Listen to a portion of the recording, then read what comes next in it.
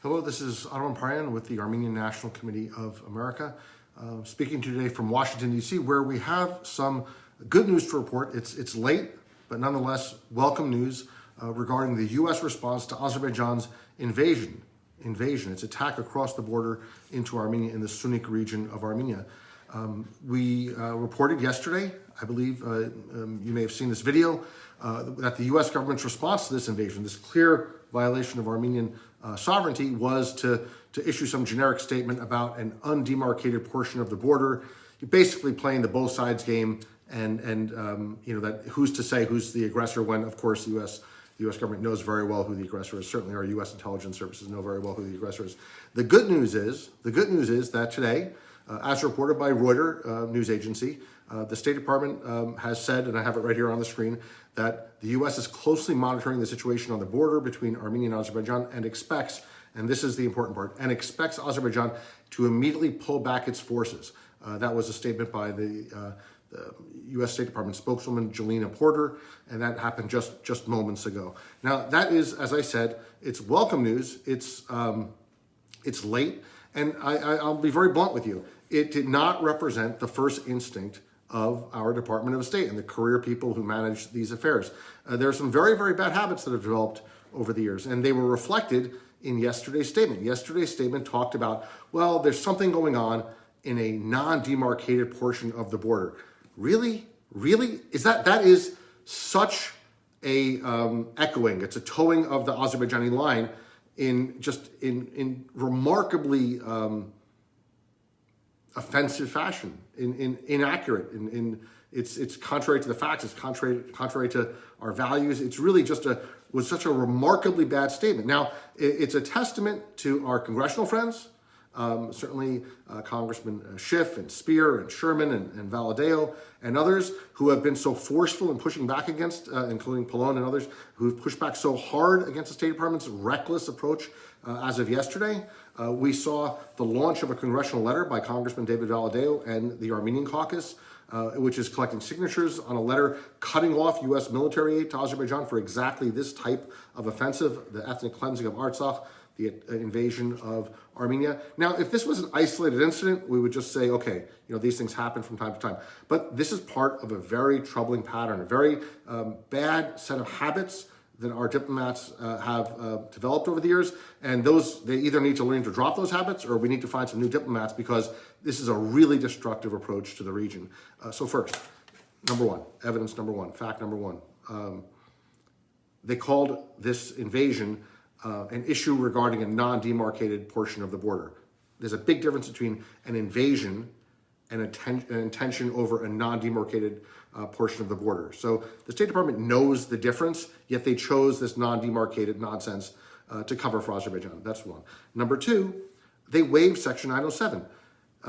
This is a provision of law that restricts aid to Azerbaijan.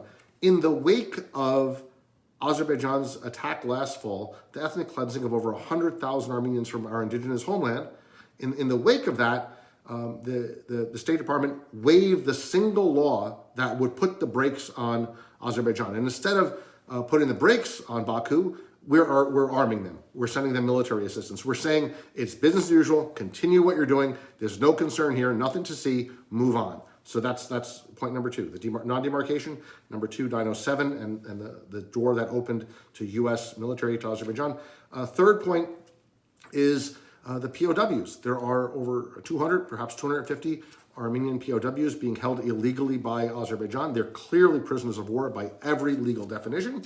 But instead of calling them prisoners of war, the State Department has Xeroxed the Azerbaijani talking points and call them detainees. Why? Because a detainee is just a detainee, somebody being held in some other country under its laws. A prisoner of war has legal protections, including under the Third Geneva Convention and many other international treaties. The moment the United States uses the phrase prisoners of war, there are legal obligations that flow from it, and we would need to insist that and publicly demand that Azerbaijan honor its own commitments under the Third Geneva Convention and other international treaties. But we don't do that. We call them detainees. And with that designation comes an absolute abdication of responsibility. Fourth point, and this was made clear in a very painful way, very painfully clear way, in the letter that the State Department sent to members of Congress just last week. This was in response to a letter that the Armenian Caucus sent.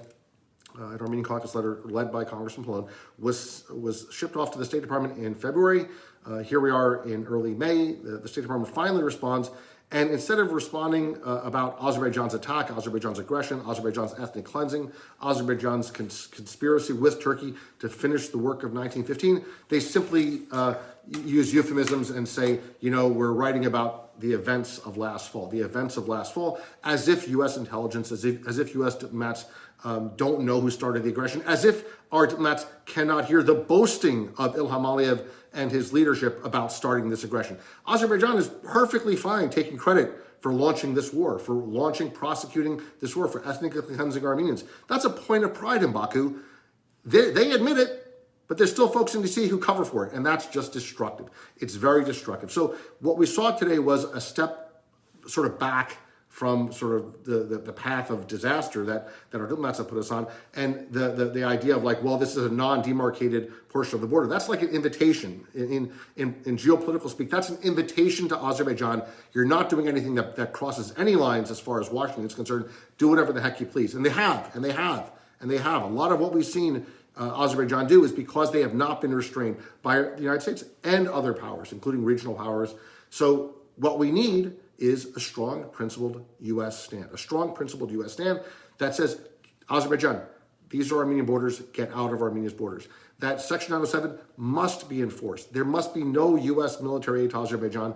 We must call the prisoners of war, and demand their immediate release, and we must call Azerbaijan out for being the aggressor. If we don't do that, we're not putting the brakes on Baku, we're emboldening them to continue their aggression. So I want to thank everyone who over the last 40 hours really stepped up in a very, very decisive manner, in a very quick way, in a very powerful way, by weighing in with your members of Congress, by writing to the president, by writing to your senators and U.S. representatives. You hit hard, you hit fast.